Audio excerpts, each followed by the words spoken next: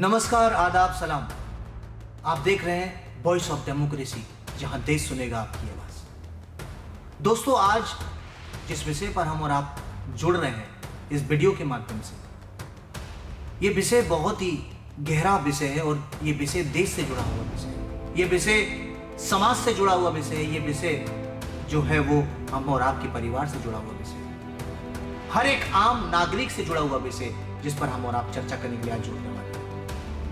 पिछले कुछ वर्षों से आप देख रहे हैं कि हमारे देश में लगातार एक माहौल बनाया जा रहा है। यह माहौल कोई राजनीतिक माहौल लग रहा है या कोई माहौल जो है वो धार्मिक लग रहा है। इसकी वास्तविकता अगर देखें तो हकीकत कुछ और नजर आती है। सच्चाई यह भी है कि पिछले कुछ वर्षों से हमारे देश में जिस तरीके से सांप्रदायिक तनाव फैलाया जा रहा है, यह देश के लिए चिंता का विषय है। हालांकि मैं इस बात पे भी आपको जोर देना चाहूंगा कि सांप्रदायिक तनाव आजादी के पहले भी था और आजादी के बाद भी लगातार। लेकिन सवाल यह भी है कि रूस, जापान, अमेरिका, चाइना जैसी बड़ी बड़ी जो कंट्रीज हैं, जो देश हैं, वो चंद्रयान या अंतरिक्ष की बात कर रही हैं, सैटेलाइट की बात कर रही हैं। हाल ही में सुनीता विलियम्स, आज ही की न्यूज है, वो अंतरिक्ष से लौटी है। 9 दिन का उनका सफर था, लेकिन कुछ कारणवश वो इन्हें 9 महीने लगे यहाँ आने में। आज अंतरिक्ष में एलन मस्क द्वारा बनाया गया कैप्सूल, उनकी कंपनी द्वारा बनाया गया कैप्सूल, जब वो अमेरिका की सरजमी पे गिरा और जब वो इस धरती पे वापस आई तो नासा ने भी उसका अभिनंदन किया, पूरे दुनिया ने उनका अभिनंदन किया। हालांकि गुजरात की वो उनका पैतृक गांव है, वहाँ सुबह से ही हलचल थी, बहुत शानदार तरीके से जश्न मनाया जा रहा। अब सवाल यह है कि सुनीता विलियम्स जो कि इतना बड़ा कारनामा की और दुनिया में उन्होंने सुर्खियां तो बटोरी और दुनिया को गौरवान्वित महसूस कराया, और हम सब भी गौरवान्वित महसूस कर रहे हैं कि वो एक हमारे देश की नागरिक है और हमारे देश से उनका जुड़ाव है। लेकिन सवाल ये है कि जब पूरा दुनिया में लोग एआई की बात कर रहे हैं, लोग सैटेलाइट की बात कर रहे हैं, लोग अंतरिक्ष में जाने की बात कर रहे हैं, उस दौर में हमारा देश कब्र खोदने की बात कर रहा है। हमारा देश जो है एक दूसरे को तोड़ने की कोशिश कर रहा है, एक दूसरे को दबाने की कोशिश कर रहा है। ये भी एक सच्चाई है दोस्तों कि हमारा जो देश है वो युवाओं का देश है, जहां कई लाखों करोड़ों की तादाद में युवा हैं जो शक्तिशाली हैं और प्रभावशाली हैं, ताकतवर हैं, एजुकेटेड हैं, उनके वो टैलेंटेड हैं, सब है उनके पास। फिर भी वो किस भीड़ में खड़े हो रहे हैं, किस चीज को वो देख रहे हैं, ये भी सोचने वाली है। अब सबसे इंपॉर्टेंट बात मैं जो आपसे कहने जा रहा हूं, ये जो आज सांप्रदायिक तनाव जो आप देख रहे हैं, हाल ही की घटना है नागपुर की। नागपुर वो जगह थी जहां जिसे आरएसएस का गढ़ भी माना जाता है। आरएसएस की शाखा नागपुर में थी। केंद्रीय मंत्री नितिन गडकरी संसदीय क्षेत्र नागपुर का है। जहां तक कि महाराष्ट्र के मुख्यमंत्री देवेंद्र फडणवीस का गृह जिले भी महाराष्ट्र है। उसके बावजूद भी नागपुर के अंदर जो गृह जिला है देवेंद्र फडणवीस जी का, और वो वहां से मुख्यमंत्री भी, उनका गृह विभाग उनके हाथ में है, उसके बावजूद भी वहां दंगे हो जाते हैं। दंगे क्यों होते हैं ये आपको सोशल मीडिया के माध्यम से, डिजिटल मीडिया के माध्यम से या इलेक्ट्रॉनिक मीडिया के माध्यम से या प्रिंटिंग मीडिया के माध्यम से पता चली गया होगा। उसके भी 2 पक्ष हैं। एक कहता है कि मुसलमानों ने करा, एक कहता है हिंदू ने करा। कोई दंगाई मुसलमानों के रहा है तो कोई दंगाई गुंडा हिंदुओं के रहा है।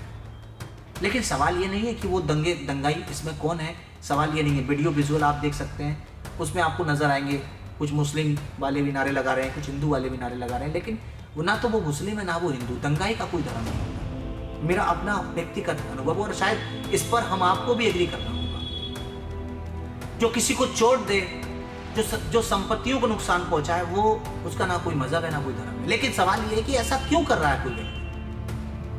अगर मैं ही आपको अगर गालियां दूं या आपके घर के सामने आके गालियां दूं या आपके सामने मैं आपको उत्तेजना पैदा करूं, तो शायद आप भी उसी तरीके का काम करने लगेंगे जैसा कि बाकी हिंसा में आप देखते हैं। उनको उकसाया जा रहा है। आप मुझे बताइए पिछले 10, 12 साल, 15 साल, 20 साल में कोई भी ऐसी चीज बताइए जहां पे सरकार, नेता युवाओं के बीच में जाकर उसको प्रोत्साहन करता हूं कि भैया आइए, आपको हम ये फैसिलिटी दे रहे हैं, ये प्लेटफॉर्म दे रहे हैं, आप आके बनिए, कुछ बड़ा करिए। लेकिन ऐसी फैसिलिटी इजराइल देता है, इराक देता है, अमेरिका देता है, रूस देता है, जापान देता है, चाइना देता है, लेकिन हमारा देश नहीं देता। हमारा देश कहता है भैया धर्म में बढ़ जाओ, हमारा देश कहता है जात में बढ़ जाओ, हमारा देश कहता है मजहब में बदल जाओ और कम्युनल राइट्स करते रहो।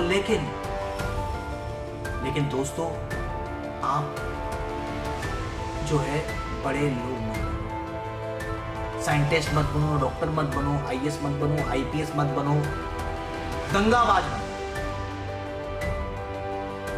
और मैं आज आपसे सवाल पूछना चाहता हूं, जितने भी दर्शक हैं, मैं आपसे अनुरोध अपील करना चाहता हूं, प्लीज इस वीडियो को शेयर करें। इसलिए नहीं कि मुझे इसमें व्यूअर्स चाहिए, नहीं भैया, मेरी मानसिकता ये नहीं है।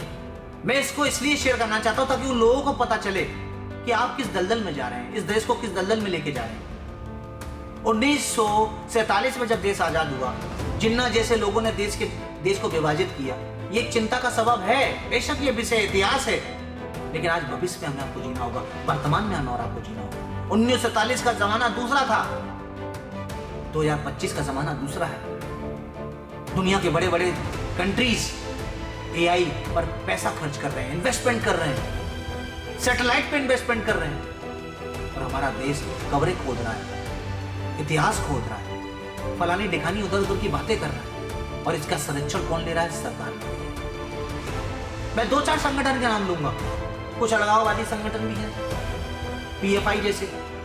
एक संगठन बड़ा चर्चित है, विश्व हिंदू परिषद। ये जो संगठन है, ये आम युवाओं को पकड़ता है और उनसे कहता है देखो भैया हिंदू खतरे में। लेकिन आप समझिए सर कि हिंदू कैसे खतरे में, बताइए। हमारा राष्ट्रपति हिंदू, हमारा प्रधानमंत्री हिंदू, हमारा मुख्यमंत्री, ज्यादातर राज्यों में, लगभग 98 राज्यों में हिंदू। हर जगह सिर्फ आपको हिंदू नजर आएगा, अधिकारी से लेकर मंत्री से लेकर संतरी तक। उसके बाद भी ये लोग कहते हैं हिंदू खतरे, उसके बाद भी हमारे युवा बहकावे में आते हैं।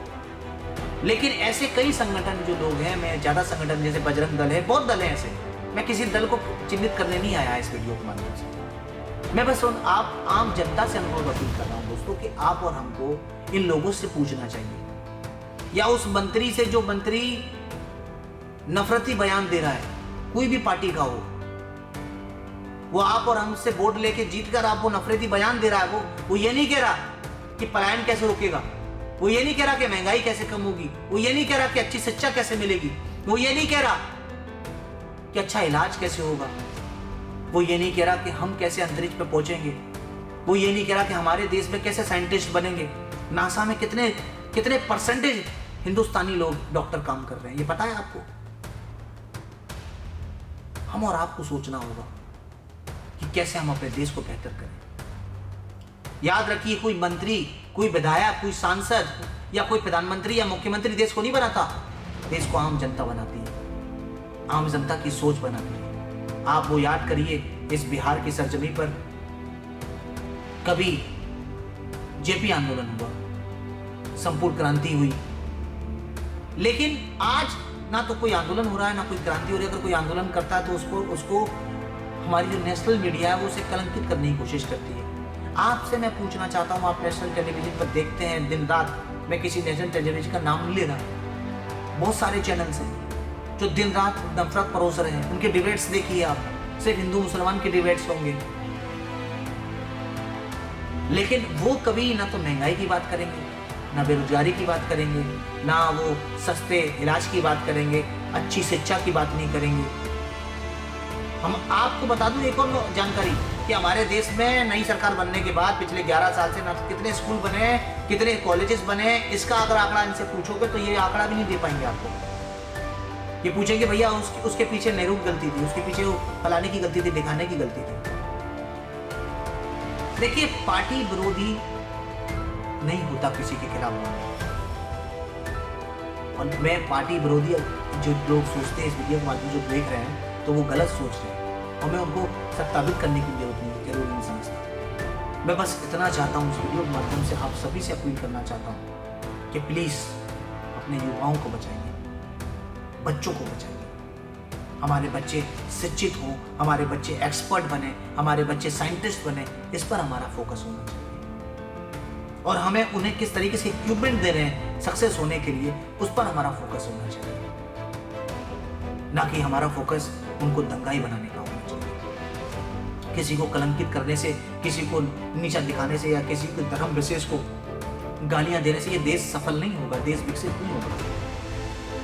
और मैं उस प्रधानमंत्री से भी कहूंगा कि प्रधानमंत्री जी, इस तरह के संगठन पे या तो बैन लगाइए या फिर आकर आप लाल किले पे खड़े होकर कह दो कि भैया मुसलमान इस देश से मैं आज से नागरिक नहीं, जैसे आपने नोटबंदी का 8 बजे आदेश दिया था ना कि आज से 500 और 1000 के नोट नहीं चलेंगे, वैसे ही आप रात को 8 बजे आके बोल दो कि आज से इस देश में मुसलमान नागरिक नहीं कहलाएगा,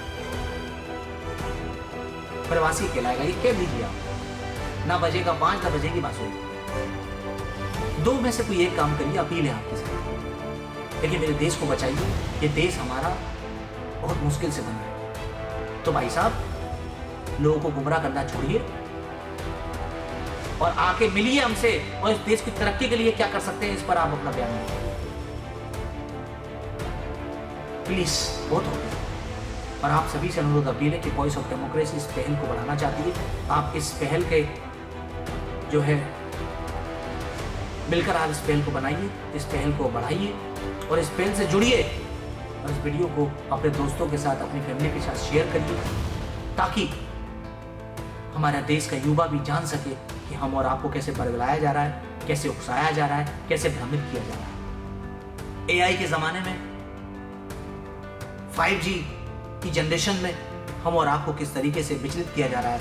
हम और आप ना तो एजुकेशन ले रहे हैं, ना ही हम इतिहास को पढ़ते हैं, और लोगों की बातों पर आकर हम जो है उल्टे सीधे काम करने पर लग जाते हैं। आइए हम सब मिलकर इस मुहिम से जुड़ें और इस वीडियो को हर जगह फैला दें, ताकि हर व्यक्ति को इस बारे की जानने की जरूरी हो कि वो लोग जो इस देश को बांटने की कोशिश कर रहे हैं, दंगा करने की कोशिश कर रहे हैं, उनके मुंह पर तमाचा मारें। फिर मिलेंगे एक नई उम्मीद के साथ, नए वीडियो के साथ, नए संदेश के साथ। तब तक अपना ख्याल रखिए और हाँ, स्वस्थ रहिए। जय हिंद, जय संविधान।